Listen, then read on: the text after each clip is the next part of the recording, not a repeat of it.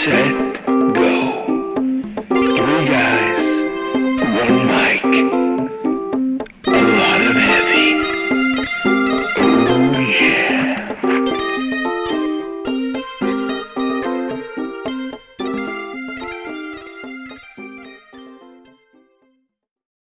So your friend, Greg Ellery, was in the room and he tried to get into the Disaster Artist movie. Correct. So, has he met the person who's playing him, or? Not that I know of. All I know is he did this video where he tried to audition for the role based on the idea that it's his role. Did they ask him to? No, they never did. He said they never got back to him. And I just thought it was so ironic, once again, with this connection with me and Greg. It's like, well, that's funny because I got into a James Franco movie. Why can't you? You're in James Franco? Yeah, movie? he's in Dubious Battle. Yeah. Really? What was he like to work with?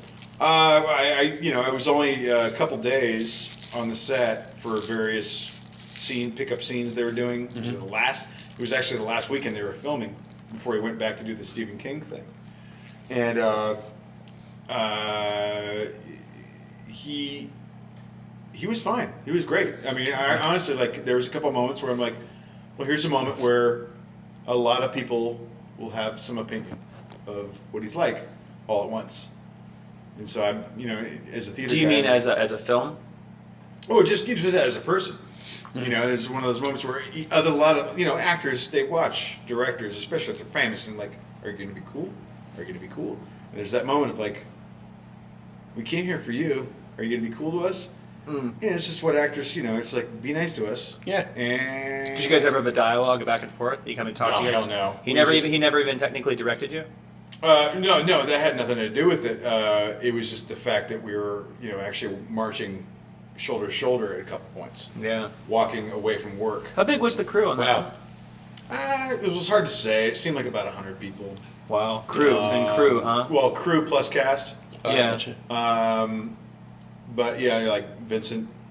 And this is these are some of your bigger scenes, right? Yeah, it was all orchards, plus there were some strike moments. The orchards. Where did you film the orchards? Yakima. Yakima. Yeah. Now, what do they look like? The orchards? Were they like certain were we talking apple trees? Yeah. Like imagine any orchard, just rows of apple trees. Yeah. What was D'Onofrio like? Was he cool? Yeah, he was funny. He was like I was observing him. He didn't really interact too much with me. I mean, honestly, DeFranco or James Franco. I mean, not DeFranco. High-fived me at one point. Wow. But Vincent was more like he was. Franco high-fived you? Yeah. Wow. Yeah, coming out of his shot. Was how it? many directors do that? Did you give you a 20? No. He was like, he slipped a 20 in your hand? No, we were just walking up. A little note. He was like, we're walking out of the shot. We're walking behind up the a flagpole. hill, and he just went, "Fuck yeah!" Just go to the real high fives. Yeah. Nice. But it was D'Onofrio who was he was more like telling bad jokes to the really young actors. Like guys in their young 20s and stuff. You're telling dirty jokes? Or? Like dad jokes. Oh. just like cheesing them out. Yeah. Like, here's this joke and here's the bad punchline. Everybody's like, and here's another one.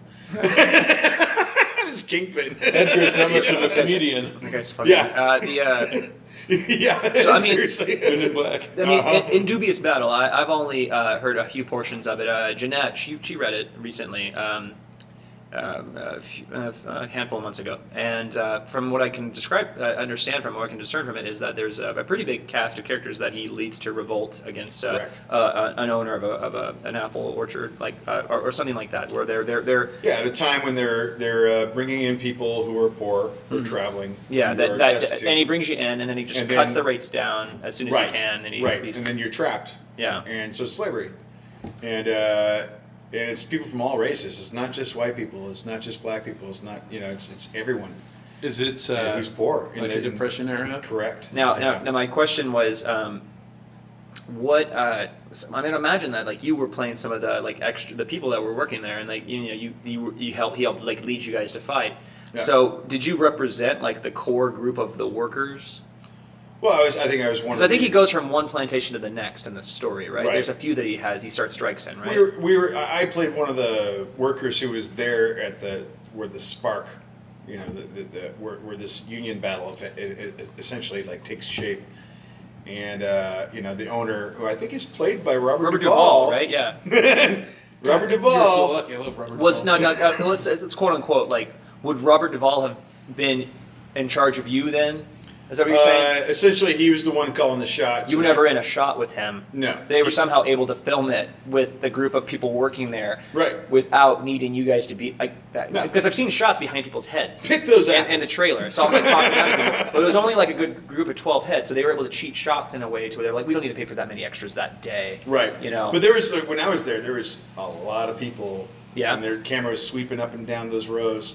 And I was on a ladder at one point. Okay. I'd like to think that this made the final cut. I've heard that I am in the final cut, but I don't know where it is. But you know, I got one of those things where I'm like, just getting apples as a grabber. It's like a, you know, like a little. It's almost like a highline net, except it's got like metal claws.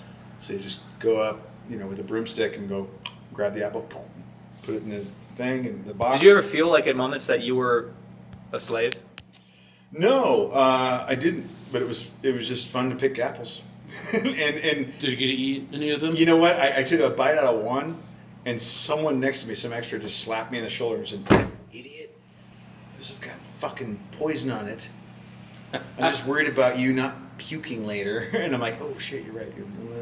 Just brush it against your shirt a few times. That's and you're right. fine. I did do that. That's why people rub. That's where Yeah. that comes from. Exactly. Yeah. Isn't that like, Yeah, weird? you don't Like, want oh, you the- thought people were just shining some apples. No, they're spray. getting the poison on. Yeah. Yeah. Yeah, just getting the I poison did, on. and like honestly, it just didn't taste good. It Was wasn't. It probably wasn't ripe enough. Oh god, that's disgusting. And that's It was like, like- that's what made the cut. You were like, It's like the some texture. guy hits you, you're like, idiot, and Yeah. that's in the movie. Yeah. There's only a thin layer of time where fruit is good to eat. If you get it too early, it's disgusting. If you get it too late, it's disgusting. True. Yeah. It's only like a week or so. Yeah. Papayas are pretty hard to judge. You have to be in the like papayas good, but you have to watch that papaya. But pineapples too. You gotta get a good pineapple. Avocado. Avocado, I can't eat avocados. Really? I'm allergic to a lot of plantains. Really? Well, thanks to Trump, Wow. you aren't going to get many soon. Yeah. Hey, Trump saved your life.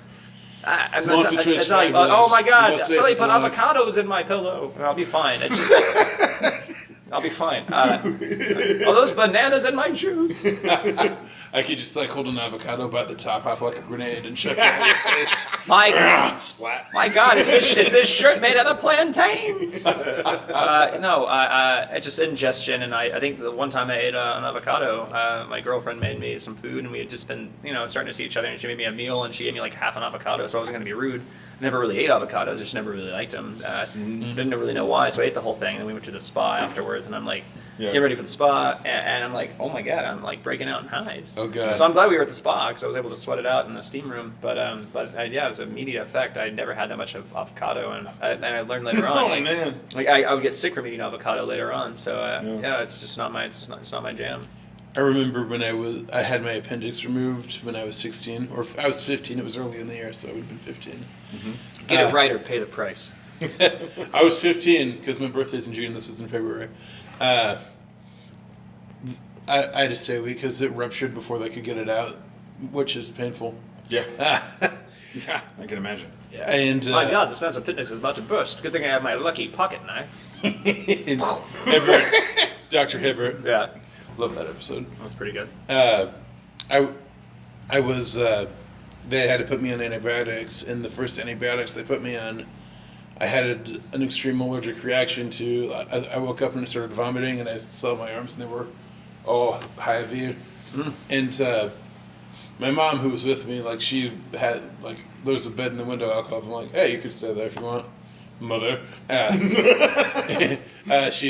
She was there. She said my face. It was so bad that my face was deformed from how many hives were on it. Oh, crap. Did you look like the Elephant Man? I've had that experience. I wish she took pictures, but she didn't. You had that experience? Well, not with a food allergy. What was the food allergy though? It wasn't food. It was antibiotics that I was on. It was like Or an with- IV yeah. right into my system, so it was like Oh, in my bloodstream, so it was all over. Jesus Christ. When Yeah. I was young, I had a really fucked up moment, and this could be, honestly, when you were saying shapeshifter, this could be the moment when I realized I could change shape. And it was a accident. And it was one of those, it was like 1975 or 76, roughly. And I had been watching a lot of television that was from the 60s, and there's kids with crew cuts. And for some reason, it got in my head, I wanted to have a crew cut. Mm-hmm. And my parents are looking at me like, are you insane? In the era where children have long hair, you want to have a crew cut. And they're liberal.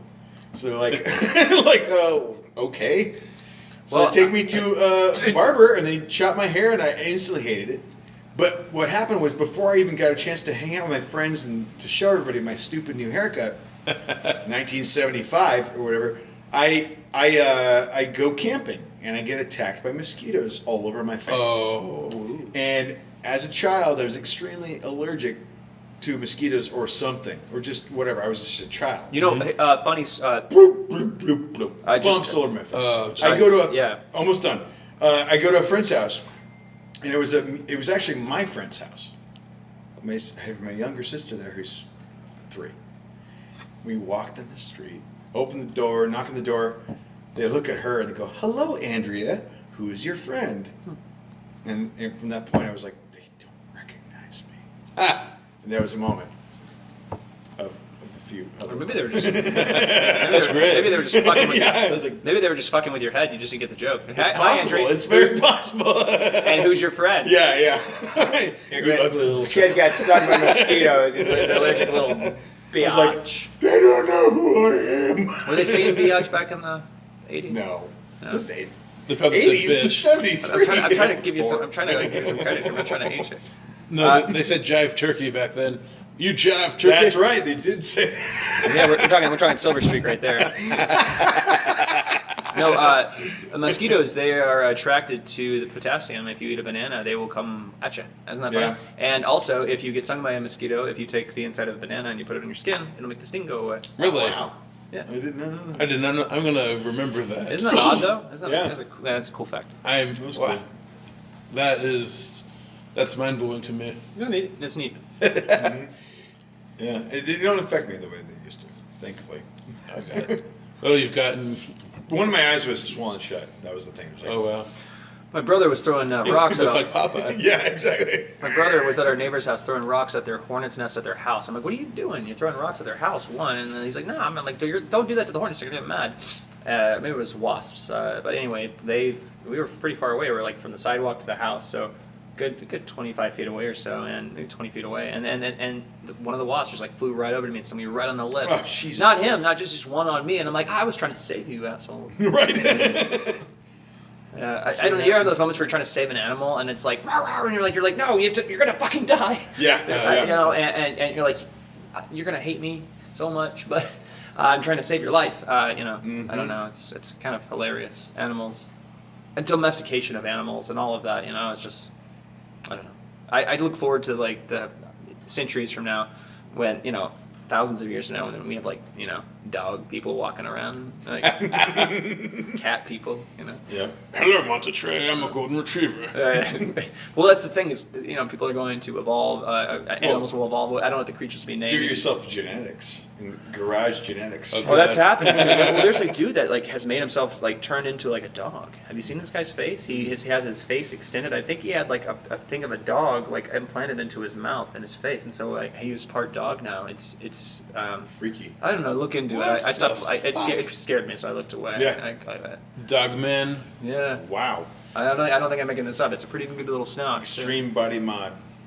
Very much so. Yeah. I don't know. I don't understand that. I don't either. I don't know. Why would you do that to I yourself? think he always wanted to sniff other people's assholes. Hey, I have a snout, so it's okay. That's how I say hi. Arr! Yeah. Arr! The Cheech and Chong.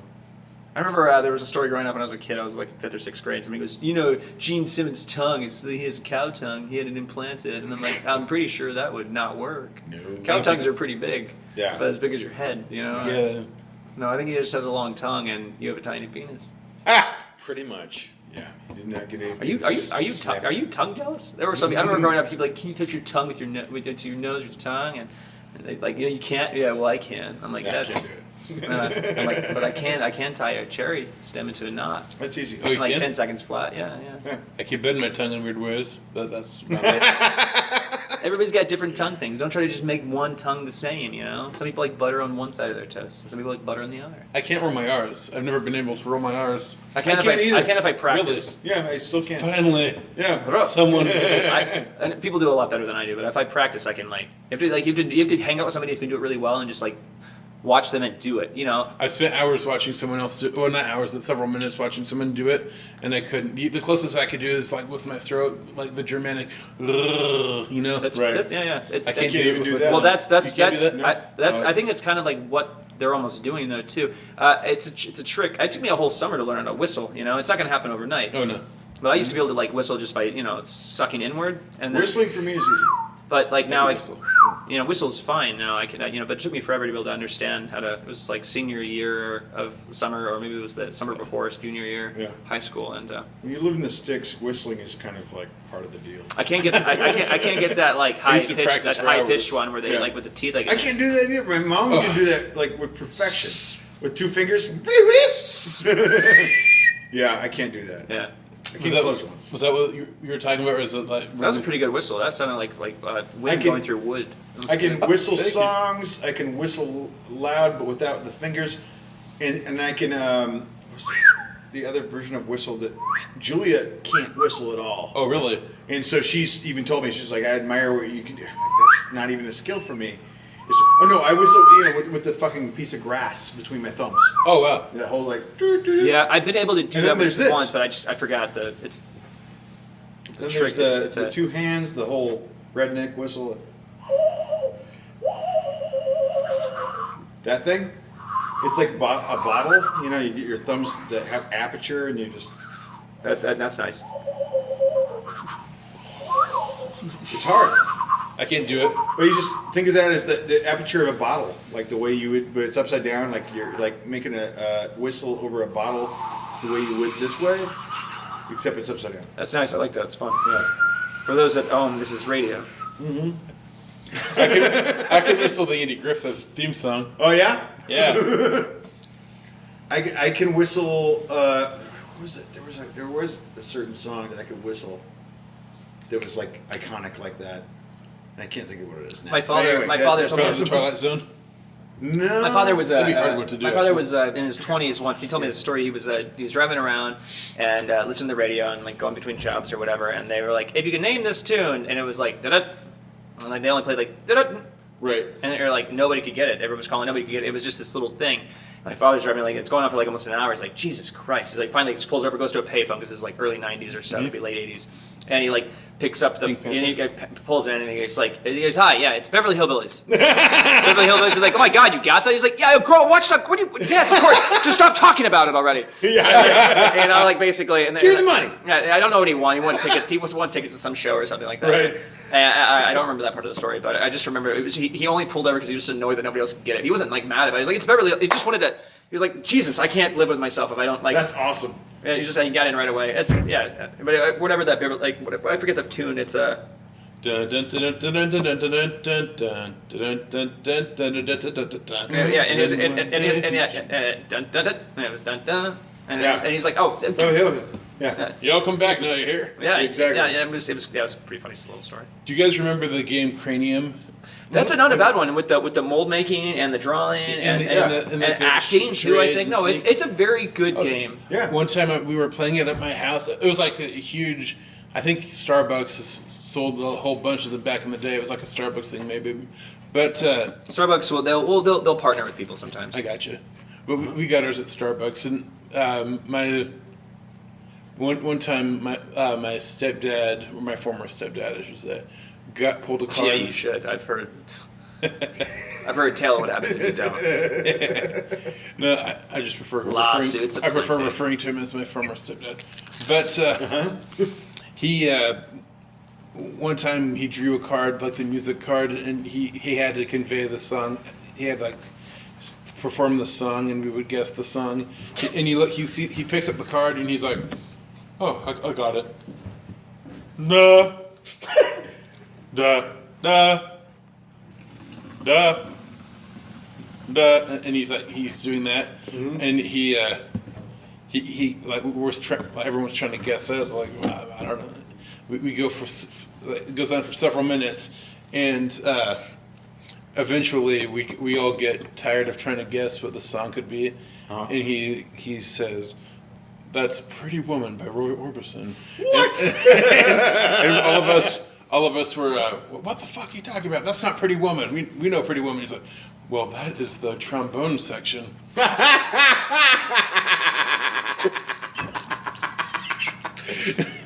Damn you! God, I almost swallowed my wine. I would have had wine come out my nose. Probably the first time ever. I didn't. I waited.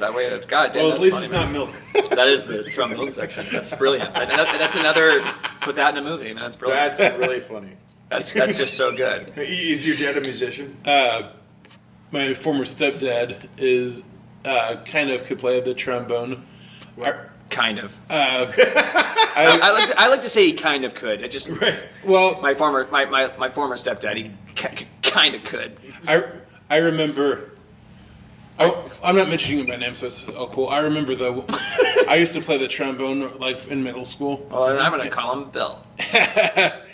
I used to play it like I was in middle school band, and I'd be practicing it. And let's say I wasn't very good, but I was better than he was. I remember I would sit and I would play.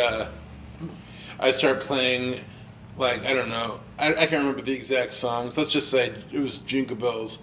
I'd be like dun dun dun dun dun dun dun dun dun dun dun, and he's like, he'd be like, well, Geoff, I think you could be doing this a little better. And then he'd go grab his trombone and he'd sit down and he'd be like, da da da da da da. What? Try that, Geoff. And you can understand how demoralizing that would be. Right. You know what? What is that? That I'm surprised that never happened in The Simpsons. There's the scene where he goes saxophone. Right. Yeah, she's gone. There's that scene, but he never goes, "Oh, Lisa, why don't you try it more like this one?" Wop wop wop wop wop wop. Because that's more fun. Whatever, you know. I know that's so funny. I'm sorry. He seems like an okay guy though. I had some stepfathers, and I had a few good ones, and I had some bad ones, and then I had some that like earned their keep afterwards, but they were still assholes. But I was like, but you're funny. Right. Like you're really well, funny. my stepdad, same way. It's like, in the sense, he was one of those many people who really got me into Halloween because he would, from the get-go, from the minute he married my mom, which was 77, Mendocino, the year Star Wars came out. Fucking. What's that? Star what? The year Star Wars came out. What's that? What is that? It's like after Star Wars. Like everything Star. changed. What's 1977. what Star Wars? What are you talking about? It's a movie. I think he's talking about the first Star Wars. When did it take place? That's 1977. 77. Wrong. It was a long time ago. Far away. And galaxy 1977 far, was far a long away. time ago. But like it was Halloween when we moved into this house, and literally the first day I walked into my room. Mm-hmm. Mom goes, "Go in your room. Go check out your room." I'm like all excited. I got a new dad. Blah blah. And I go in the closet. There's a fucking skeleton in the closet. I was like, "What the fuck?" And this guy kept scaring me year after year. He taught me how to scare people. This And that guy. probably helps you. I had this terrible. Oh, yeah. Yeah. I had this terrible stepfather who my father is a chiropractor. He got his he's a chiropractor, but he also had like a lot of different like bone pieces that he would use to work on the skull, and and he gave me one of them, his skull piece, because he didn't need it anymore, so I got to hang on to it. And I had this terrible stepfather who would do some cool things sometimes, but was really a real dick about it. When he would do these cool things, he wouldn't stop being a piece of just dog shit. Oh, really? He was a terrible person. No. Where like it was just awful, but like he would do some cool things, and one of them was we took the skeleton piece and we took it apart. We put the jaws on a hinge, but we connected a motor and we put lights in there. We made the jaw go up and down, and made the lights go on and on in the eyes, and we put that like inside of a body that we built together. And well, that's how he topped himself, because the skeleton the first time I ran it was paper, but the third or fourth, I came home from trick or treating. and they were like, First thing I see is a skeleton coming down on a wire in the living room. you turn your dead ends like, I'm here. Yeah, and then there's whatever. There's like a I'm home, fucking honey. stuffed thing outside with a pumpkin head, and then I get into my bedroom and there's a goddamn skull that I found in a. I lived out near a dairy, so sometimes you'd go out to the cattle graveyard and pull some stuff back. If you're a kid in the sticks, this is what you do when you're bored. Let's get some skulls. Let's go over there. Hey, there's some cow skulls, and oh, this one's got horns. So I grab one of those. He puts that in my bed with a body, kind of stuffed body, puts a flashlight underneath it. So I come home to this glowing cow skull with horns in my bed. Wow. And I was like, ah! Like, my dad's like, ha ha, gotcha. He sounds like Tim Taylor almost. Oh God, who's Tim Taylor? He's Home Improvement. Home Improvement. Tim Allen's character in Home Improvement. Oh yeah, pretty much. Yeah. Those were really like that and Roseanne. They both had really good Halloween episodes. Yeah. Remember when the TV shows would be like, "It's the 3D episode," and they just would throw an egg at the camera? Yeah. Put on your 3D glasses now, and it was. Just, I never watched them. It's It was the '80s, but I never watched those. This is 90s. Oh no, it I was the remember- '90s. Oh, you're right. Fuck, that's why I was God. in college. Hey, I'm not saying they're good shows. I did- John Goodman's and Roseanne, though, he's wonderful in it. I love John Goodman. He's one of my favorite actors. He is a very good actor. Is it because he's big, Geoff? No, it's not. It's because he's Dick. a good ass.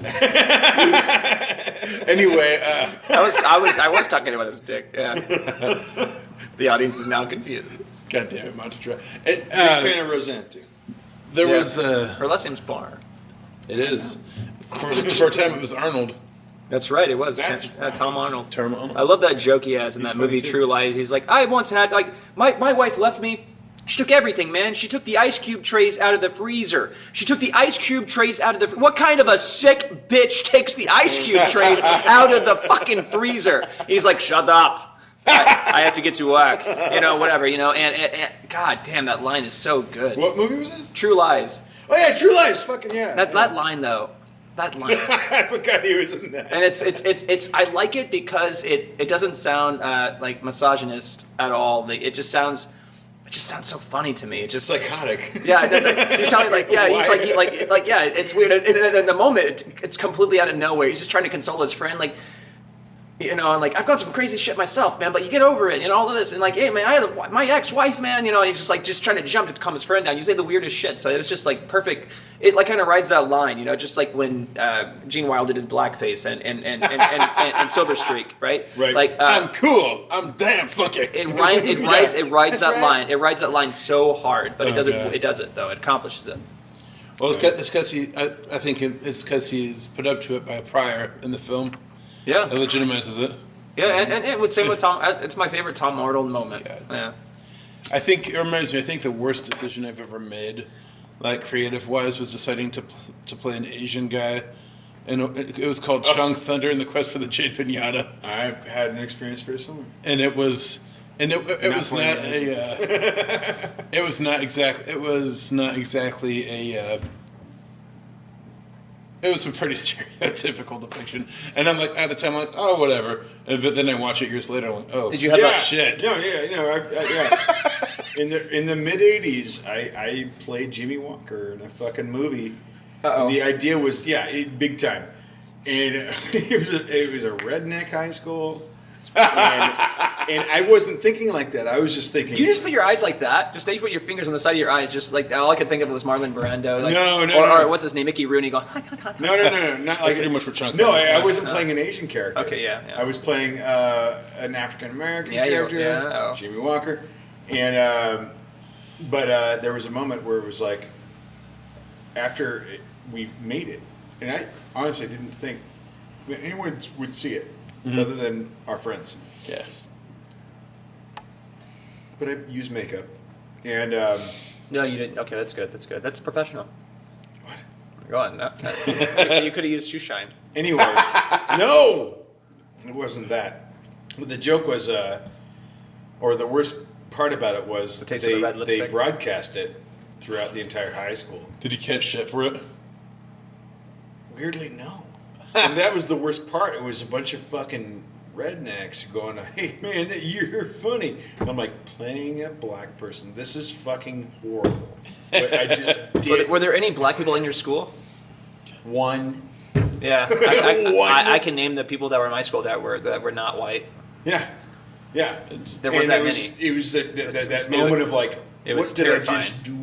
Okay. What did that exists? It exists. It still exists. Mine's still on YouTube. I just had But to take it down. we're doing satire. To me, I was doing Robert Downey Jr. in fucking, Pineapple Express or no. It was the Tropic Thunder. Tropic Thunder.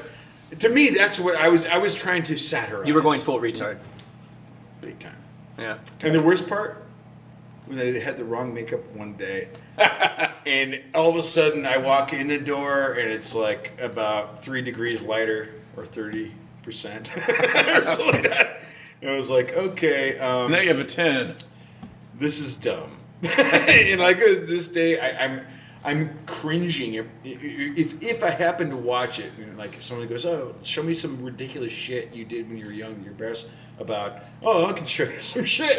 I did that with you guys about like 2 or 3 months ago. I was like, here, watch some of my old shit. So the first stuff I ever put on TV, we're talking like over a decade. But it's also like, well, it's this is where also it came from. this is interesting enough. Yeah. Yeah, I can see it. I Replacing- learned a lot. Well, you got better. Yeah, exactly. Replacing L's with R's is pretty fucked up.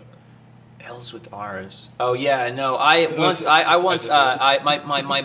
My brother and I, we got in a little scuffle, and I felt so bad about it, and then I bit him. And then he like, God damn it, and he like hit me in the face. And like, it was this fucked up thing. And my eyes, he's my younger brother, and I just felt so bad because I started this fight with him, and I just not a violent person, and it was just like, I just was back in my old home, and we were playing this game, and started to be like, oh, you're a bitch, I'm killing you, fucking faggot, and things like that. I'm like, what? So I finally just smacked him, I'm like, quit talking like that. I'm like, I'm so sorry, I just hit you. He was like, God damn it, and he's like, he's pretty, a spry kid, he's got good muscle on him. He throws me down. I think my head almost like lands in that fucking cat litter box. Jesus. And I'm just like, That's dude. nothing. So I'm holding like, Cole, I'm sorry. He's like, "Rah." And I'm serious. I am sorry. Like, you can hit me if you want to. I didn't mean to. I'm not a violent person. I didn't mean to hit you. Okay, buddy. That's why I'm letting you, And I bite him all of a sudden. You dick. Yeah, I know. And then he punches me, and my eye swells up, and I look like Mr. Miyagi all of a sudden. And my eye is just like. Swollen. I blow my nose, right? I go and I blow my nose, and a bunch of blood comes out, and then my eye just goes, and I go, Ugh. Cole, Wow. we have to go make a movie. I will train you how to fight, Yeah. and we'll be brothers again after this. Yeah. So I took a like this the whole time. I think. But we never. I lost the footage in the end, and he was like, did that movie ever come out? I'm like, no. But we bonded through it, and it was good. He's like, you're right. That was like one of the most fun things ever. I'm so glad we were cool about that. And I'm like, love you too, man. Yeah, I'm sorry I slapped you. Stop saying faggot though. That's not a good word. Quit calling me that. And it's just like don't do that, bro. That's not a good word. He's a strong kid. I got it. Let me relight it. I based my Chung Thunder character off of the Godzilla dubbed Chong Thung. Oh yeah. Chung Thunder and the Quest of the Jade Pinata. That's a brilliant title. It was one of those 48-hour. We didn't have time to think. Oh, is this a good idea? It's like, oh fuck it, let's do it. And I got When racism prevails. Yeah, and we one of our cast members. Oh God, this is so bad. One of our cast members was an Asian girl. Was she cool with it? She was cool with What's it. her name? Her name. She awesome. She's been in a few of our things, or earlier things. Christian Lee. She's not like an actress or anything. I don't think that's what her goal was, but I think she auditioned for us. Really? I think she did. Is she wrong? Is she kind of quiet? No, I don't think.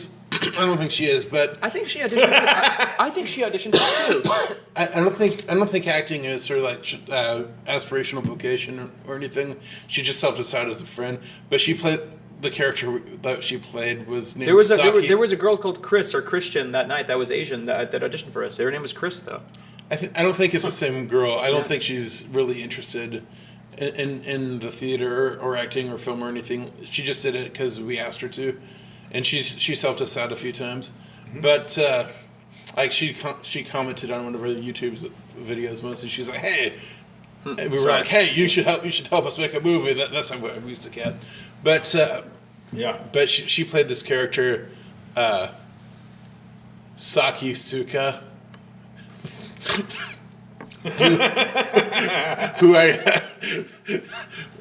who basically I rescue her from my friend Ben, and Is this name just Ben in the movie?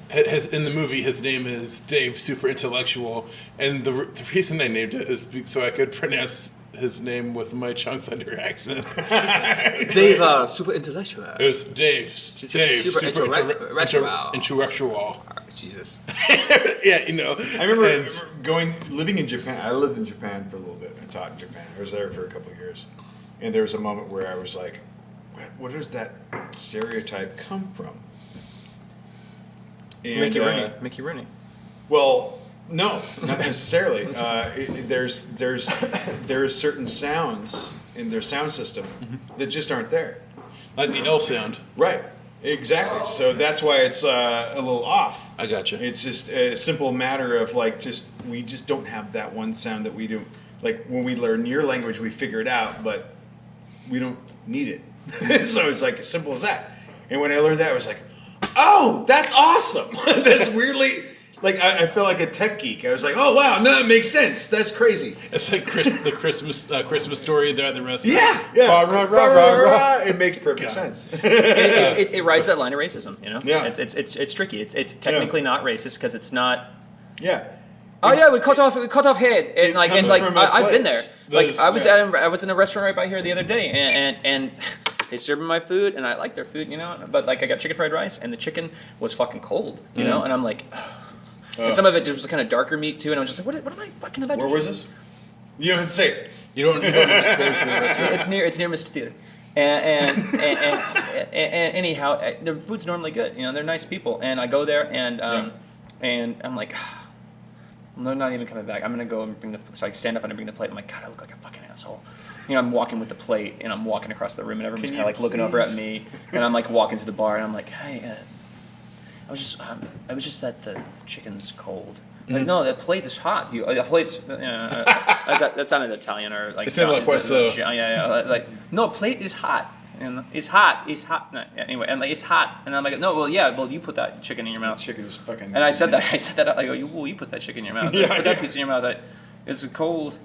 Mm-hmm. You didn't just cook that. I don't understand. I know what you're talking about. And they brought it. I'm like, okay, we'll remake it for you. And I'm kind of doing Johnny, but they go, okay, we remake it for you. Yeah, I'm doing Johnny, so I don't sound racist. I'm just gonna do Tommy Wiseau, and they bring it back, and it's the exact same meal, and I'm like, you know what? I'm leaving. Hey guys, I gotta go do something, but like, okay, well we give you free meal. I'm doing Tommy still, and I'm like, okay, cool. No, I don't want that. I just want you to just don't charge me, and I didn't have a bite of this, and we just call it good. Cool. Yeah. Because I still like you guys, but it's not your day. Yeah. You know, but they came back to my girlfriend was still at the table, and I had to go do this meeting thing, and she said that when they came back that they go like, they definitely wasn't because it was not too hot or however. And she goes, no, he definitely. I heard him.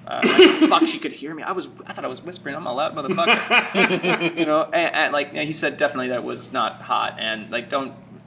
It's definitely all cooked. He's like, yeah, it was cold though, you know. And like she wasn't trying to be mean, but she was just like still calling him out.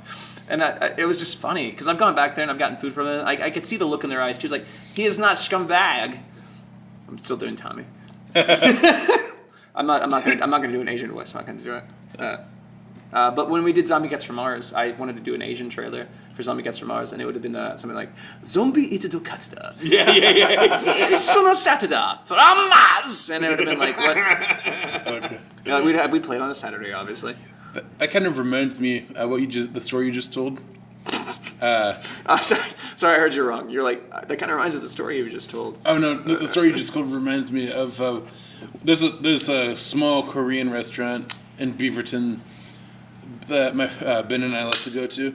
It's called Duckaby. It's a hole in the wall, and it's like next to another Korean restaurant, but like people kind of brush that one aside. The Duckaby, the first one that catches your eye isn't it? It's just small Korean letters. It's like the interior of a semi truck trailer. Right. And this big long, very hallway.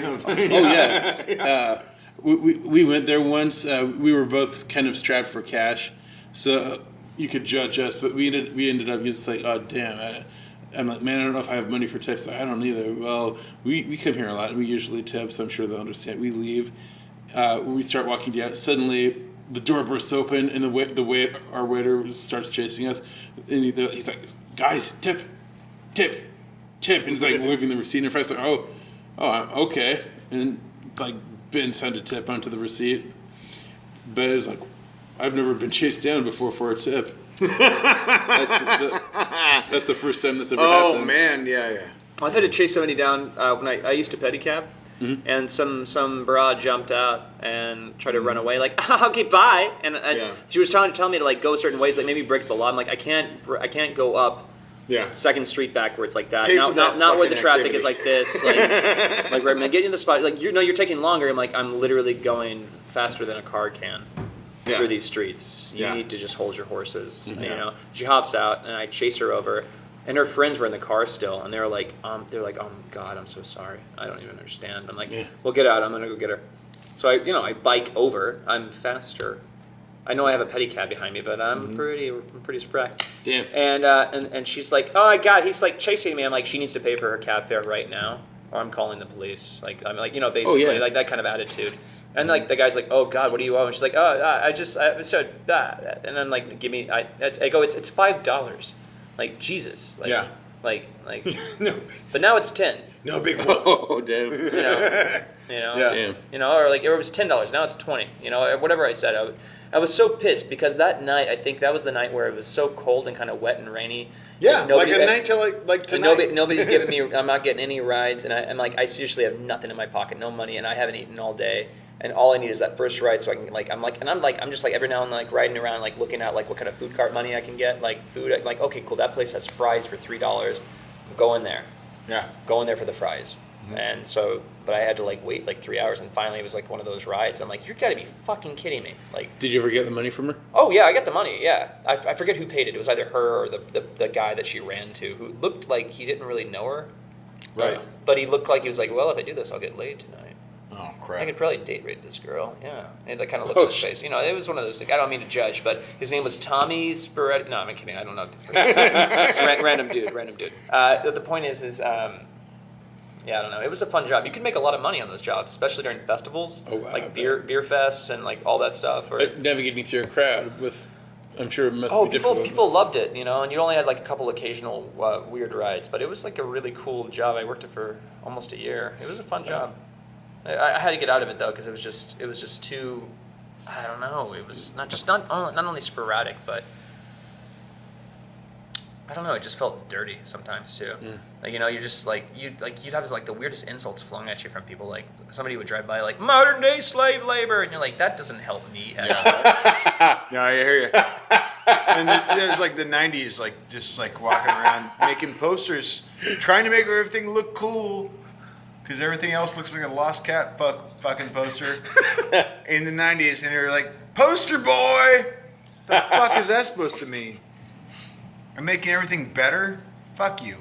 Isn't that awful? Yeah. That's not even me, fucking poster boy. stupid. That's not even what that means. Poster boy is the person that they Yeah. put up on the poster, like, oh, he's the poster boy for cancer. Yeah, or whatever. What's you know? that? Like, no, I'm putting up posters that I drew. Right? And There like are- that's not even the right word, you idiot. It's called a canvasser, you jackass. That person, Poster boy. Poster boy. Like, why not just call me the bicycle thief, and then I'll give you credit. Yeah. Like, call me At least that guy. I'm- Like, at least I was trying to, because that movie's all about a canvasser that gets his Yeah. bicycle stolen. He steals a bicycle and he does his job and he needs to get arrested like in front of his kid, right? And Yeah. This whole thing is, and then his kid steals, or it's some weird thing, right? I saw that movie when I was called Poster Boy. It was Yeah. like, It blew your butt. You're like, ah. I'm just like, But it's inviting people to like 200 people to It's a not. party. It's not cool to be like going through existential crises, like when you're like not quite 25 yet or whatever, and you're doing these kind of jobs, and people are like blah and blah, and you're like, motherfucker, dude. Like I kind of like this job. Have you seen my calves? Yeah. I'm a fucking pedicabber. You Yeah. know, I could do the Tour de France right now, and I'm sure I'd have a lot of fucking energy because I'm just pulling. You're literally pulling weights around all day. You know, like you're just fast. There was one time when I was biking on my bike, and this guy pulls up to. I'm going down Milmo K. And this guy pulls up to me as like Bronco or whatever. And it's O.J. Simpson. No, nobody. He rolls his window down and he's like blah blah blah blah, and I'm like, what well, he's like, blah, blah, blah. And I'm like going along, I'm right to the left of the Mac, that smacks our streetcar tracks or whatever it is. And he was like, you're going 30. I'm like, what? I'm like, what? He was like, you're going 30. And I'm like, Jesus, I'm just like cruising. Wow. right. Yeah, and I was like, I'm like, he's like, I'm like, Awesome. I was like, right on, man. You're going 30. Don't squeeze so hard. I think Flying. I think inevitably I'll end up doing attempting to get into the Tour de France or something just as like a thing for myself, just because like biking is so fun and I just haven't done it in a little while. But it's me, easy, yeah. But I did it my pedicab, entire life. But it was that pedicabbing for me, man. It was just like that pulling those weights, and so you're just gliding. You're just like your feet are just going. Yeah. For me, it was just You have to have a nice bike. You being do, but in a place that there's no other cars or humans around, and I just fucking. I was like, bike. like they even said, like, hate to compare myself to George W. Bush, but I'm gonna. was that one the asshole? The No! the one that choked on the pretzel. Yeah, that one. No, it wasn't a choking thing. It was just we biked around a lot as kids because we lived out in the sticks and we just biked. We just biked. Like That's a good. Yeah. My mom was always like, "You were always on a bike. You were always on a bike. You're always like traveling, You know what? moving." And I was like, "Well, we had no neighbors. We didn't have any friends." So I fucking, we had to, had people come to Gosh, us man, 7 miles away. I love hearing you talk of your childhood. It just makes me think of my childhood. I'm sure it makes you think of yours too. It's just like the way you put that. It's so poignant. Yeah. I used to ride a bike all the time myself. Me too. Yeah. Yeah, it's like like what you do is like, at least at that age, it was like, oh, okay, invite so and so's younger brother over because he's like, troubled. Okay, cool. Well, I'm gonna do a puppet show for him, a Gorell and Poe puppet show. Like first show I ever did for someone. Oh wow! And I did it for him. Was it well just received? entertain him, and it was like, or rather, he was part of it. And we entertained my parents. And it was like, okay, cool. And 2 weekends go by, and it's like you're sitting there, and like it's just a bunch of park rangers. It was the park ranger station at Lompoc, La Prisma Mission in Lompoc, and it was beautiful out there. You look out over the hill, you see nothing but flower fields. And then in Vandenberg Air Force Base, you see missiles go. So it's like flowers and fucking rockets. That reminds me of a spot off of out in San Francisco. Between San Francisco and Sausalito, there's this little spot there. It's the Marin Headlands.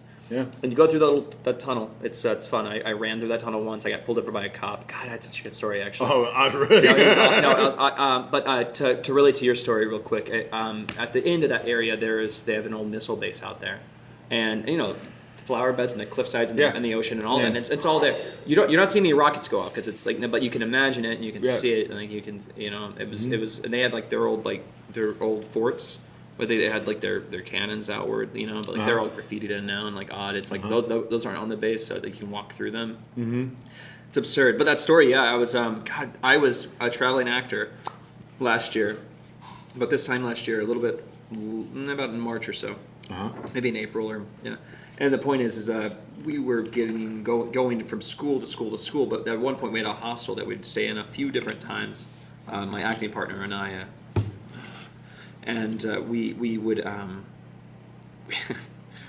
we would stay there, but you had no phone reception out there, and you'd have to travel through this tunnel, and then suddenly right to your right is the Golden Gate Bridge. It's right fucking there. Mm-hmm. So I would take it upon myself many times when I was there to just get out and walk. And one thing I wanted to do, if I'd had just the time or money, a little bit more money to, or more time to, I would have taken a horse out and ridden out there in the headlands. That would have been just amazing. But I'm like, okay, I'm going to come back here and do this. The hostel that we stayed at, we performed for them the Sherlock play that we were doing. Mm-hmm. I played Sherlock. It was nice. Yes. Sherlock. Yeah. Whatever. Sherlock's fun. But the point is, we did it for them, and they gave us a free night or so for ourselves, myself and my acting partner. And we. Yeah, so I'd walk, and I'd just gotten done walking across the Golden Gate Bridge, and I'm like, fuck, there's no other way around this. And I found out much later that there was a walking path after the Golden Gate Bridge that would go around, and that was a very long walking path, but you'd finally get there. But I just decided to just run through the tunnel. Oh shit! You know? Right. Because they had this stoplight on each side, Uh-huh. and like one cars can go or there. So I'm just like, okay, cool. They're turning green on my side, and okay, so I timed it, and then I'm like, okay, cool. Now's the time to go. So I kind of hurried up, and like it was cool because it was really raining out there during that time. So when it was raining before we would drive through, it was just like water cascaded down. I'm like, this tunnel doesn't have long, like, but it's a beautiful tunnel. It's a great tunnel. I know. And I was just going to say, which tunnel is it? It also connects. I actually have a lot of footage of with it. I THX. actually have a lot of footage of it. If you want to use it with your thing at all, like it's done paper. that was the THX tunnel, huh? Because it was new. It was new. And Well, that's the funny thing is because they wanted to Yeah. make stuff look old. They were making a feature film to make it look old. So now it was a weird balance because like when they shaved their heads, yeah. it was right in front of the place that Julia's worked at for fucking years. The science place. Yeah. Blowing the actual name, but it had been built the year before. Oh wow. And so if you This look at tunnel's the not going to last for pictures- much longer. So we got to talk about this. But Yeah. I'm running through this tunnel. And I'm getting footage too while I'm going through. And because I went through a few times, and and I got footage. And I got my feet walking the sounds, just the sounds and like the cracks, and it was just beautiful. And now I actually kind of feel alive having done that. Like really, like actually having walked through what Robert Duvall was doing and George Lucas. Yeah. I kind of actually At feel, top speed? I literally feel like sounding like TIE fighters. I feel pretty. Actually, that makes this story much better. Yeah. I feel. You were walking in TIE fighter space. Sometimes I entertain the idea of suicide. You know, 'cause I'm like, what's my life about? But like that, you know, I was like, no, that got me a step further away from that. That makes me feel good. You know, because you put all this fucking effort into shit. You know, you just are like, what's it all worth? And you're like, no, man. When you were just being you. Mm-hmm. This some cool shit was happening like 30 years prior or 40 years prior. The point is, I get out there and I see a cop car parked outside, and he's like 20 yards away, and I'm like taking photos. Oh shit! And then I see him, I'm like, okay, cool. I'm just gonna ignore him for a little while. Just keep taking photos. And I knew that he had passed me, but I also knew that he didn't know how long I'd been in the tunnel, and I also knew that I was only about a quarter way out from the other part when he had seen me. So I knew that he didn't know the whole story. Mm-hmm. Yeah. Right. So I knew that I could tell him that I could walk backwards. Like I was like, no, I was just taking a couple pictures from far away. It was just a perspective thing. I'm sorry. going over here. I was trying to time it. I stay at the hostel. I wouldn't walk through the whole thing like that. That's crazy. That's cuckoo bananas. But like I was taking photos before I even saw him, and I was like, I could tell there's like, and I played it to where I was like, a cop car. And then I walk up, man, and I walk up to him. He's like, yeah, I'm gonna need to see some identification. I'm like, what's happening? He goes, why are you out here? And I stay at the hostel. I'm a traveling actor. You didn't do the whole Tommy Chong thing. Why are you out here? No. My first stepfather was a cop, so You knew how to do that. I know how to talk to every kid. No, I know. My dad was a state park ranger, so cop training.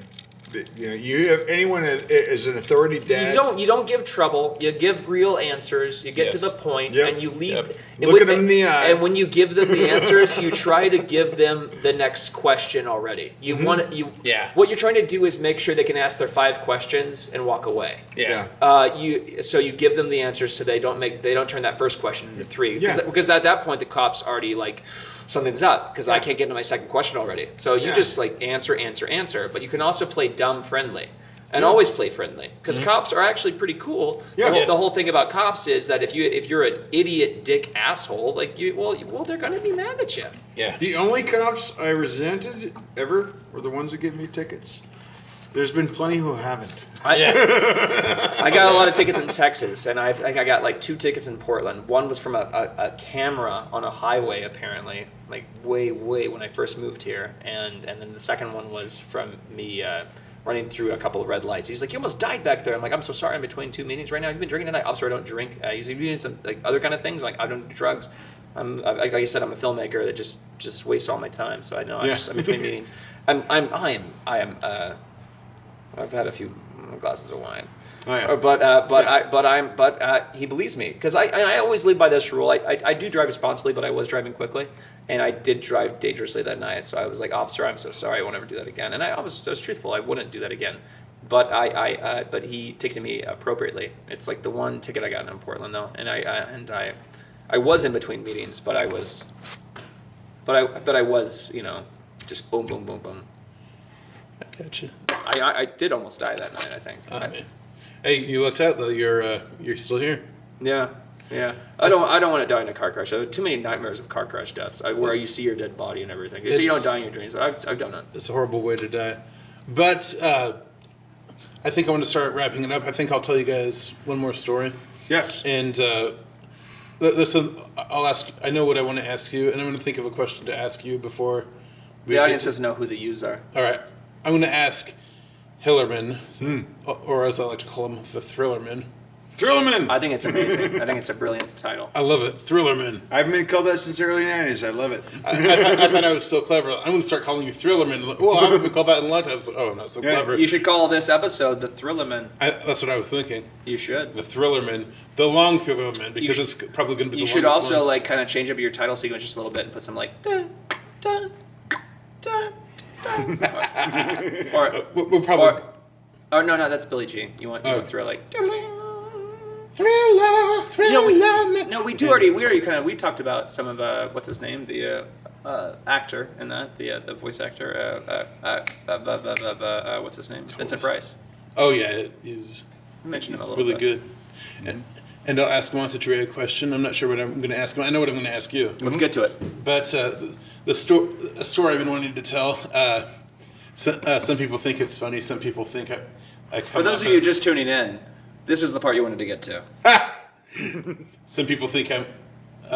Ben thinks I was a horse's ass that night, and I see where he's coming from. I was working on my film, Truffle Runners with Myra Wicks. Truffle what? Truffle Runners. Is that like a movie? It is. It's a film I'm working on. I'm doing ADR with it now. What's it called? West is in it. West is in it. Truffle Runners. Okay. So like, wait, what's it called? Truffle Runners. Okay, cool. Okay, now I think I got it. Wait, what? One more time? Truffle Runners. Cool. I think we said it enough there. Truffle Runners. It's like People versus O.J. Simpson. Kardashian. It'll be that was funny. There was that exact scene. The little girl, she goes like Kardi. You could see the little girl, the actress, being like, I actually don't quite know how to spell Kardashian. You can see it in her head, and like, oh, I guess that kind of fits. She's like Kardi. It was the way the little girl played it was so wonderful because it felt to me just like one of the Kardashians that you see. She played it. Oblivion. Anyways, it was actually a really brilliant performance from a little girl for like 5 seconds. I love how that. I know they made that up, and I love how they make up scenes just to make fun of the modern Kardashians because they had to. Because I had a conversation with a buddy. Go on, sorry. There was that one like speech where David Schwimmer is Robert Kardashian. He's like, well, look. Fame doesn't mean anything unless you have purity of heart. Yeah, no, that part was silly. But the whole series. A friend of mine talked to me about it, and Axel, and he had said, it's like it is. Before I'd finished the whole series, like it's so one-sided. It is very anti-OJ. Like there are like that. They just entertain the idea that it could have been somebody else, but they never really get into the other ideas. It's mostly one-sided. And I thought the way they played OJ didn't give you a definitive answer.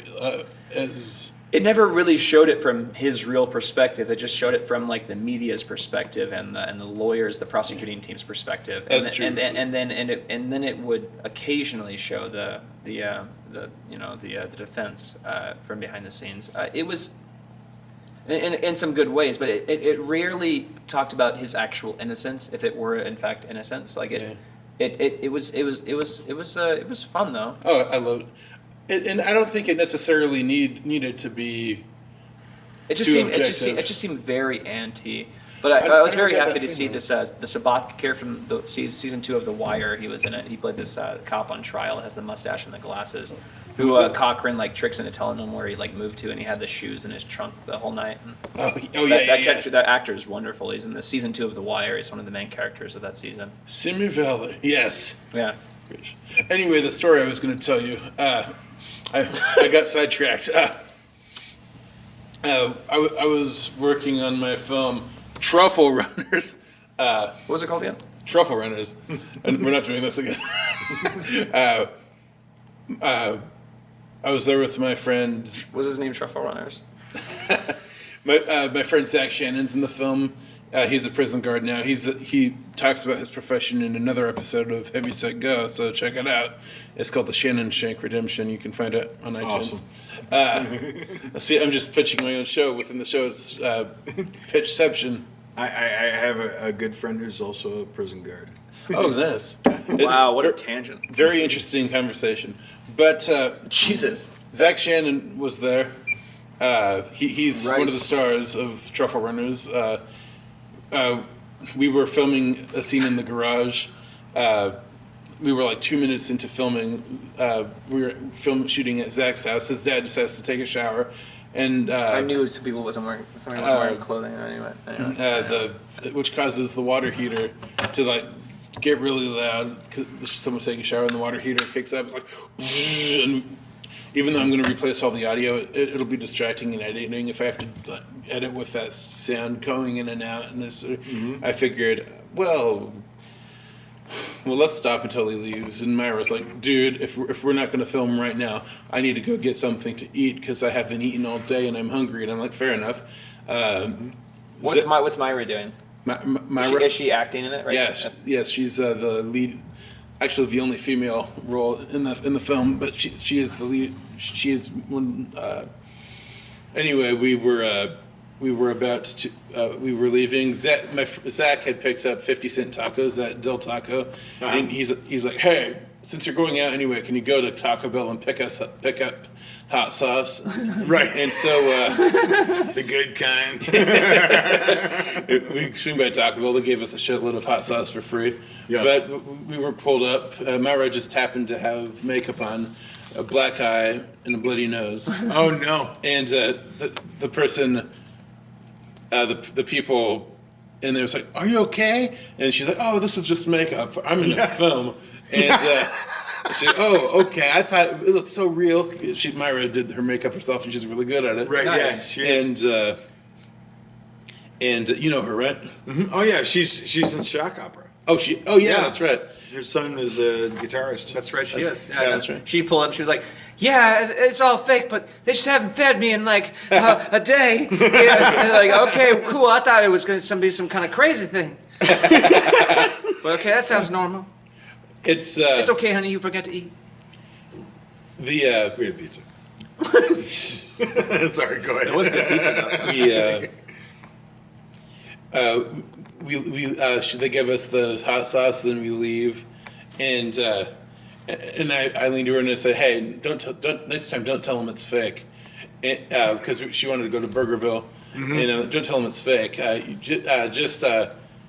I'm going to yell at you, and you just act really upset, and we'll see what happens. And it turned out to be a really bad idea. We pulled up to the drive-thru, and she's like, "Hi, can I have a cheeseburger?" And I start yelling, "A cheeseburger!" And she's like, "No, she wanted a double cheeseburger." Were you filming this? No. Oh, damn it! She's like, I want a double cheeseburger. I'm like, a double cheeseburger? No wonder you're so fat, you fucking bitch. And like, she's like, and by the way, she isn't. She's beautiful inside and out. She is. I didn't want to. You don't want to use words like heavily, but I mean, come on. I mean, it's Myra Wicks, man. She's beautiful inside and out. Love her dearly.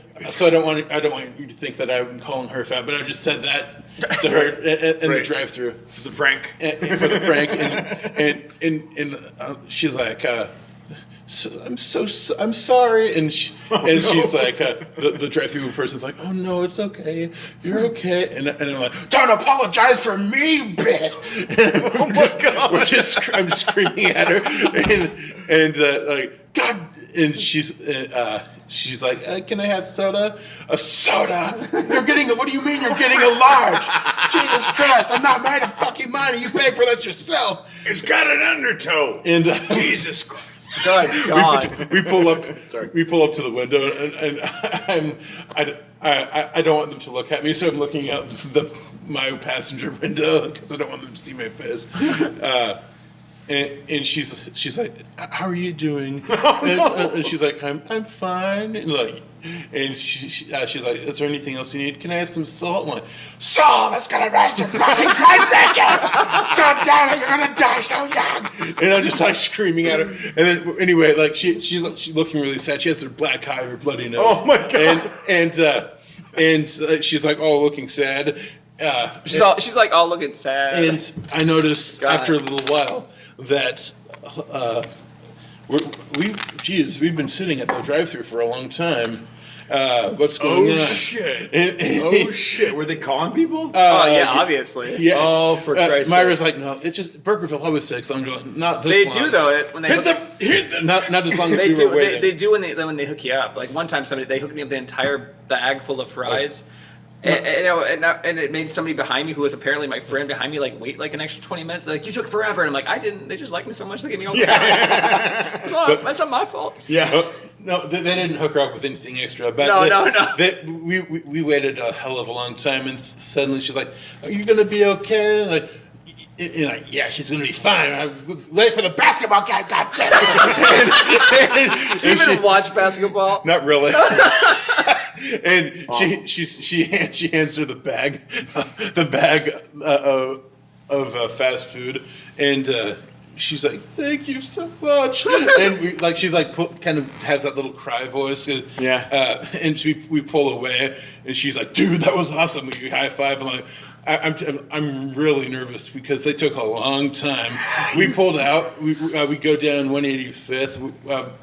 We're probably driving a mile, and she's like, "Oh, there's a cop car following me." Oh shit! and then I'm like, "Oh God, it is for me." It's like, no, don't worry, dude. It probably isn't. And suddenly the lights turn on. Oh, we pull over into a side road, and I'm so scared. Yeah, you're like Myra, get the baby wipes. I've never been this scared in my life. And Myra's like, Geoff, just tell him it's a movie. Tell him it's a movie. But I'm too scared to really listen to her. I'm like, yeah, sure, whatever. And I decided I didn't want to tell him.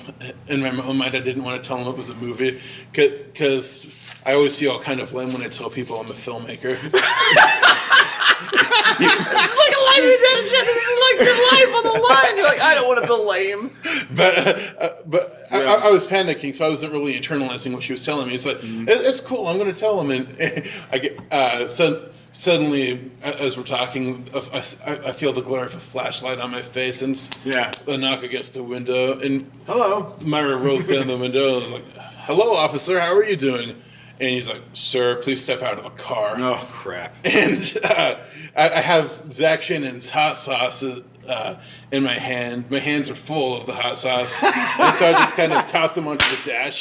Wait, hold on a second. You're in between a movie shoot right now, right? This is like, what is this, day 2 or something? Oh, no, this is like later, towards the end of the shooting. So you did the shoot, you went through the drive-thru the one time, and then you came right back through again? Because you're like, next time we do this. Oh, no. We went to grab the sauce, then we went across the street to the Burgerville. Because the Taco Bell's across from the I see. Burgerville. So you went from one to the next. I'm sorry. Okay, cool. Now I gotcha. Go on. I throw the sauce on the dash, and the guy's like holding this mag light in my face, and it's like nearly blinding me. And I've never been this scared of a cop before. I'm like, oh god. But I'm like, I'm sorry. I'm feeling. This guy thinks I'm a wife beater. I deserve every ounce of that fear because of what. Because your performance was wonderful. Apparently, and I'm a shitty actor, but I don't know. So far, you're a very good radio actor. I'm just talking. But the guy has this flashlight in my face, and I'm like, "Get out of the car, please, sir." And I'm getting out of the car, and I feel my pants are a little bit loose, so I reach down to kind of pull them up. It's like, "Sir, put your hands where I can see them." And I'm like, oh shit. Oh God. So I get out of the car and I put my hands like away from, but I have to kind of stand like a dueling cowboy to keep my pants from falling down. And it's like, "Sir, come this way." And then I see another cop going around the car to speak to speak to Myra, and there's two or three there's like three cop Yeah, cars they separate there. you. You have and like they 3 get- cop yeah. cars on you. Yeah, and They Well, separate do you. not- they they- get your separate stories, and then they come together. They talk, and they This go. is insane. You have wasted so much taxpayers' money at this point. I know. No, the people, the Dylan Burgerville goes, did. Dylan Shame goes, on you, yeah, Burgerville. Yeah, and sips his wine. Like, yeah, you did. Shame on you, Burgerville. But no shame. I've gone back. I've forgiven them for their grievous sin. But I haven't told them that I did that. But I figured they would ban me. But they pull me away, and they're like, okay, sir, we got a concerned phone call from the Burgerville. Will you care to explain yourself? And I'm like, oh yeah, we were playing a prank on them. Like, a prank? Yeah, we thought it would be funny to go do that. And I hear Myra, and kind of, like, I can't hear what she's saying, but I hear the tone of her voice, and the tone of her voice is like, I'm not making fun of her because I couldn't hear distinct words, but the tone of her voice is like, really chipper and happy. And I see another car, like a police SUV, pull up behind the row of cars, and this is where things got really terrifying. You for should me. have filmed this, you idiot. This is like, I'm just saying, when you have 4 cop cars pull up on you, you know you've done a good movie. It's happened to me multiple times. A lot of my features, I've had 4 cop cars, like boom, and then the SUV, but I'm just saying, like, I didn't mean to call you. I'm just saying, like, God damn it, you got such gold here. This was a situation where I think filming the comps would have been good for me. Not the cops, but just your scene, like Okay. you touched a nerve on society. I did, but a female cop gets out of the last one, and I'm even more terrified for some reason. I don't know why. The female cop scared me more than the male cops. They should. But she, like, they were all They're glaring. scarier. They were all glaring at me, and like they thought I was scum of the earth. And what do you mean a prank?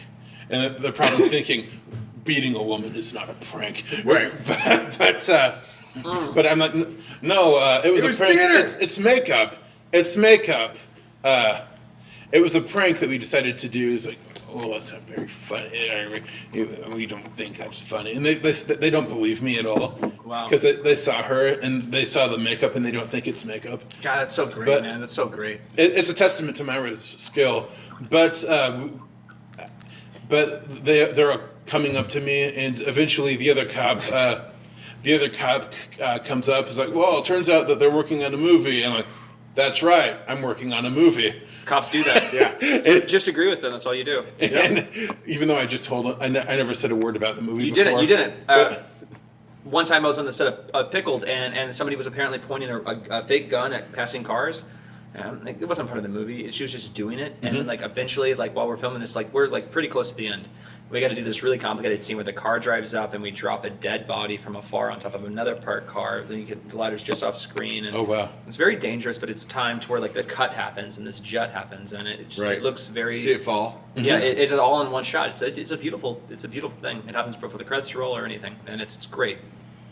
And the cops pull up right at that moment, and they're like, we had concerns about a gun being pointed at the civilians driving down the road, and people are calling in, and I'm like, Oh, shit. And like at this point, I'm working with Rob Taylor, and he's my DP on the film, so I'm crouched down. I'm wearing a bright orange suit jacket, a white long hair wig, bright white wig, and we're next to we're about to film this body scene with a panther. And he goes, Montetré, the cops are here, so you might want to what does he say? He goes, so look sharp or something like that. Yeah. Like, hey, some people here, it's the cops, so yeah, look sharp. Yeah. Right? Montetré, the cops are here, look sharp. Yeah, it's Right. Rob Taylor. You know, he's Hey. guy, the cops are here, so yeah, might want to, yeah. And so I get up and I'm like, oh, so I'm like, I should take my wig off. And he's like, yeah. So I take my wig off. I'm like, officers, hello. And it's like 4 cop cars right there. Yeah.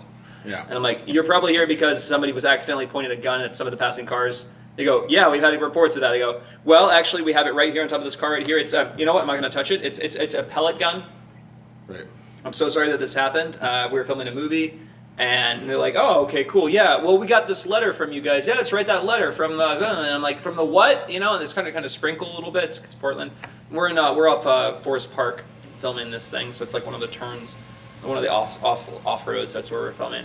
Like, yeah, we got the. And I'm like, huh? And they're like, yeah. And I'm like, yeah. And like PSU. I'm like, yeah, PSU, yeah. Good. And I'm like, yeah. You wrote us a letter. I'm like, yeah, we did. Yep. It was this. Mm-hmm. They're like, yeah, cool. You guys gonna have any cops in your movies? Or I'm like, yeah, actually, if you guys want to be in this movie, sure. Like, oh no, we're kidding. We got to get out of here. And it was like they had like landed on an alien planet because we were all like dressed up like panthers and people had like weird tails coming out of them and like there was like ladders and weird shit and like they're just like they're like I'm like we got 2 shots left, 2 shots. And I'm putting the 2 in their face and they're like, all right, cool. And you just get out. And I was not lying about that, but I did go along with the fact that they thought I wrote a letter. Yeah, awesome. It was like it's one of those things that cops do where you're just like, yep, you're gonna give me an out right now. Yeah. Well, the situation with me, when the guy came along, I felt like I was caught in lies. Like, oh, you're making a movie? Because the whole time I'd been saying it was just a prank. Because for some reason I didn't want to tell him that I was a filmmaker. It felt like it would have taken too long. Oh, yeah, what's the movie about? And which is actually what the conversation then turned into. And then they asked, so where are you filming this movie? And I'm like, oh, it's this house like a few blocks that way. Where? But because that's part of why I didn't want to say either. But Myra told him that it was for a film, and eventually they let us go. We went back and told the story to Zach and his girlfriend, now wife, and he said, "You guys are idiots." I used the same word earlier. I felt bad for calling you an idiot, but because I don't like name calling. But I was just like, that would have been like. You had a fucking SUV pull up. That's hardcore. Yeah. You don't always get the SUV. Like they really took after you. Well, I've had SUVs in the past where it wasn't really from a big deal. We're running low on time. I can tell you another time because I want to leave soon to make it home before midnight. Yeah, no doubt. Yeah. But we had a question you wanted to ask Dylan. I know. I did. Yes. You lived next door to Slim Pickens. Yes. What was he like? Well, I never met him. When I moved to Columbia, and like I have honestly, like I actually got ready for this, and I have a list in the back of my pocket of all the fucking famous people I've met for retarded reason, ridiculous reason. But what pocket is it now? I don't know. It's not there. I must have moved it. But Slim Pickens, I'll tell you this. 83. Yeah, it's gone.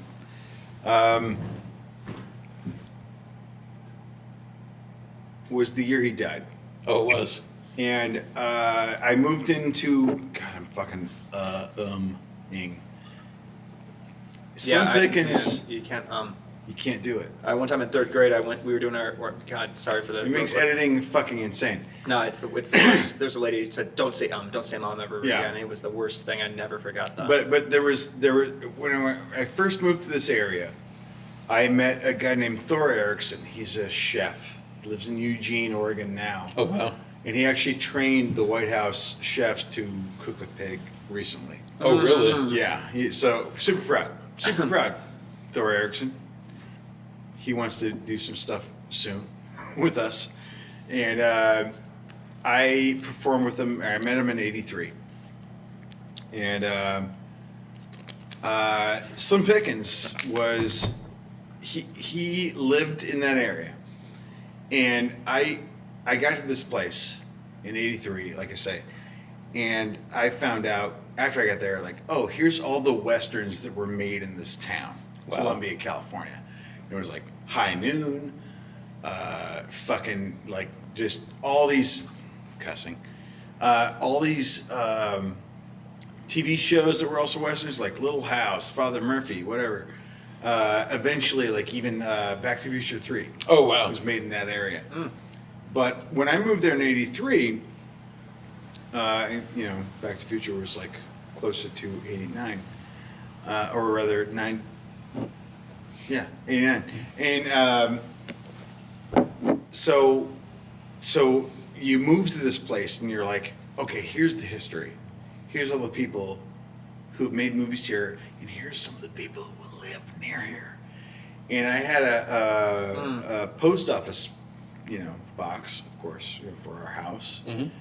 and you go downtown to this ghost town. It's just a post office box. The one next to ours was Slim Pickens, Wow. and I never met the guy, but I knew people who had been to his house and said when you went there, of course he played Dr. Strangelove. That was the thing he was the most proud of. He Raiding was the like, bomb with the waving the hat He down. was like, woo! Yeah, that was the moment for him, for his life. Like, that's the one you would imagine he might be the most, like I need to tell people what I did. This scene, I'm proud of this. Mhm. Sir, we know. No, let's watch Yeah. it though. Okay. Sir. And I was not one of those kids, but I met people who were.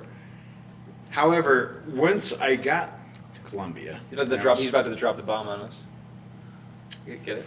I was only there for a couple months. I was the new kid, and I didn't know anyone, You kid. but I knew he died.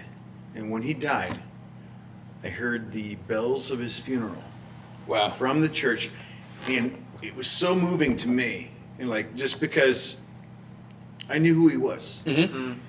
I saw him in the after-school special with the flying horse back in the 70s. I saw him in the fucking Dr. Strangelove. Blazing Saddles. Yeah, Blazing Saddles, of course, big deal. And I got up, got dressed. I didn't go to his funeral, but I walked to the church and I stood outside of it and just listened to people talk. Dylan, you're So- crying, so don't cry. I'm not crying. There's tears. This is radio. There's tears running there's tears running down your face right now. But it was just cool. It was just like one of those moments for me. You heard it the was, eulogies and stuff? huh? You heard the eulogies? Yes. Wow. Yeah. That's a special moment. Yeah, it was like, for me, it was like I'd never met a celebrity, but that guy, it was one of those guys. When you're a child, you're like, if I grow up and become a director, I put him in my movie. Oh, yeah, of course. And it wasn't because I understood Kubrick or anything like that. It's like It was if just- Kevin Spacey died today. Yeah. You know, it's like it's You one of those just, guys. know instantly, like, I love that guy. Oh, Spacey. And I want him in my movie. But that's what. Yeah. Was there a moment that crossed your mind where you were like, you should just tear the box open and then get the bag? Oh, yeah. That's what Watch pros, this. that's what pros do. Was there a moment where you were like, you're there at the funeral and you're listening to people do that thing and you're like, well, this is Slim Pickens? No, because I couldn't hear much. I was outside. I mean, like, what a name, you know? Yeah. Honestly, It sounds Western. my parents were still at home, probably in bed. And I just walked out and was standing there by myself in a parking lot, listening outside the church, just knowing it was Slim. Yeah. Wow. And like no one else was around, and it was like How, it was how, 3 old, blocks from my house. how old were you? I was probably 13 or 14. Wow. Yeah. You had like a little Holden Caulfield thing moment Yeah. there. Did you see the casket come out down the front steps? Or Nope. I in fact, if I saw the doors open for that kind of God, thing, man, look at I that. probably ran. Look Yeah. at that moment. That's Straight such- to my that- that's- house. You know, Dylan I tells didn't want anybody Dylan tells the best stories. Dylan will tell you the same story sometimes, but sometimes he'll. But the fun part about his stories is sometimes he'll expand on them. You're like, oh yeah, and then there was a sparrow that led me to this lady who read my fortune. And you're like, you didn't tell me that What? part last time. Wait, And- what? no, I'm just saying like if you like, he'll tell the same story sometimes, but then he'll expand on them, and you're like, Oh, oh, yeah, my of god, course, I'm little so details glad. you I'm so forgot. glad I just kept listening because I knew he was going to go somewhere else this time. You try to sometimes you try to speed him along. You're like, yeah. Well, like Yeah, right. The, honestly, right, most right, of the times I tell stories, right. Yeah, the big they black need house. to be uninterrupted. The door, the Tell door's it properly. The door's, Yeah. the door's, yeah, the door's blue. The door's blue. Yeah, keep going. Yeah. You get so into it. He's got some of the best stories, man. I thought of a question for you, Montetré. Yeah. Why do you like to interrupt people? Nah, I'm kidding. No, No, I'll that save that one. was like what that was for me. I'll save that for next time. I'll save that for next time. No, but the one I wanted to ask you, Alan actually brought this up. We've talked about it off a podcast, but I think it'd be fun to do it on the Is that a podcast. purse? Yes, Alan was an extra in one of your films, and he said a purse was stolen, and then it turned into the Spanish Inquisition whippings. Where's the purse? Like you were whipping people. No, well, no. you Oh, weren't, okay, but, okay, cool. Well, okay. But no, like what happened? So this was my. He didn't say you were. This was my. inquisitive. This was my fifth feature film. It was my first venture in doing sort of like a normal type of movie. And at this time, we were filming at Travis Becker Studios, and it's a great spot. And we needed like a film studio spot, so we got that. And we had there was the film studio spot, and in that area were the bathrooms also. And then there was the front studio spot where they had a bar where we actually served food to people, and people kept their stuff. What inevitably happened was somebody had left the front door open, not locked, and people had left their purses in the front. One of the lead actresses, Laura Brunson, had left her purse out there, and all the jewelry in it was suddenly gone.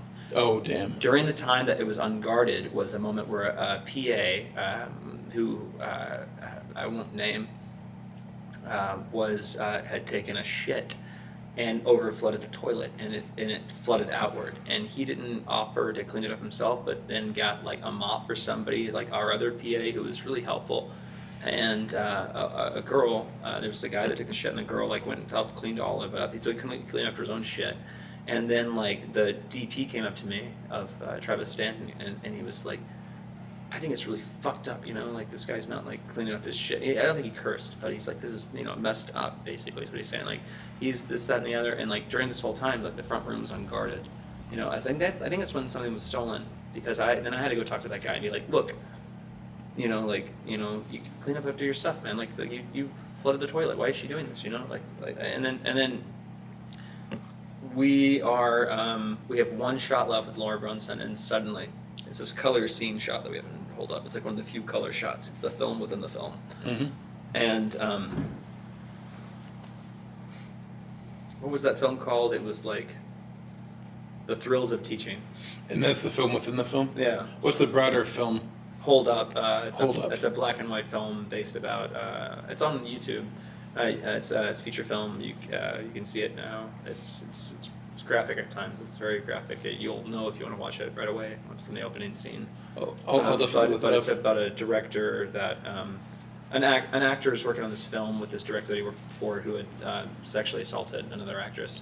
And there's a new film, and he's working with that same director again. There's a new actress, and the same kind of thing is happening. And so I put it out recently on YouTube because I was just like, you know what, fuck it, fuck rape culture, and fuck all this shit with Trump. When I'm putting this movie out, I did this. Like, I actually have feelings, and I know I'm the lead in it, but fuck it. I know this movie could be a little better, but fuck it, whatever. Fuck it, put it out there.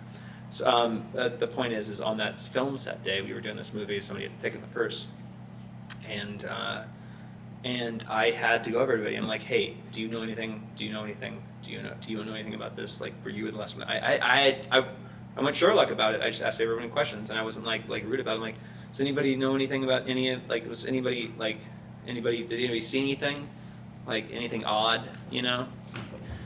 I wasn't like, you're the one who did it, but no, but there were certain people that like, they were like, oh, I think they did it. I'm like, I don't think so, no, but I'll talk to them, but I was kidding when he said that you were an inquisitor. That was just. But I was like, hey, anybody, and I was like, hey, somebody said that they'd seen you out there. Did you happen to see anything while you were out there? And they're like, no. And I would watch their eyes and see if they were lying, if they'd like click to the left or to the right in a certain way or whatever. I know how to read them. I'm part Sicilian, I got that walking in me.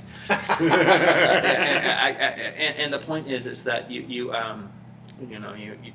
I don't know who the thief was. I think the thief was somebody that came from the outside when the doors were unlocked. And so I was very aware of them, like that will never happen again. And then I was doing a mural one day with somebody, and there was a person we were working with, and while like people's stuff was there, somebody's like some of their like cash and like jewelry went missing in their purse, and we had taken somebody off who said they'd come and help us out, and they were a student, and like they disappeared.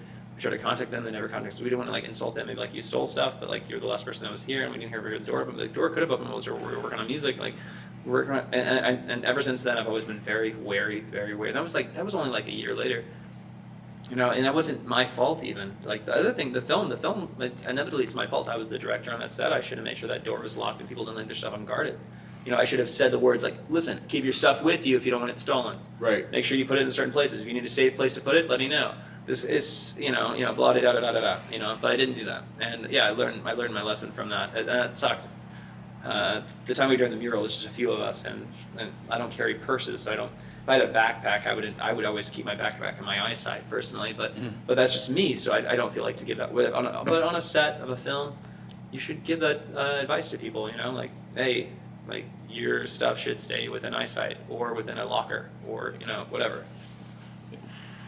Oh, absolutely. Luckily, my film, we mostly filmed in a house, or when we weren't in the house, we were like in a car or something. Stuff goes out of eyesight, you know what I mean? Like, it just does. It's inevitably I should have like thought about it, I guess, in advance and warned people, because like apparently it was a pretty good amount of jewelry she was gonna use for the film, or like had on her or whatever.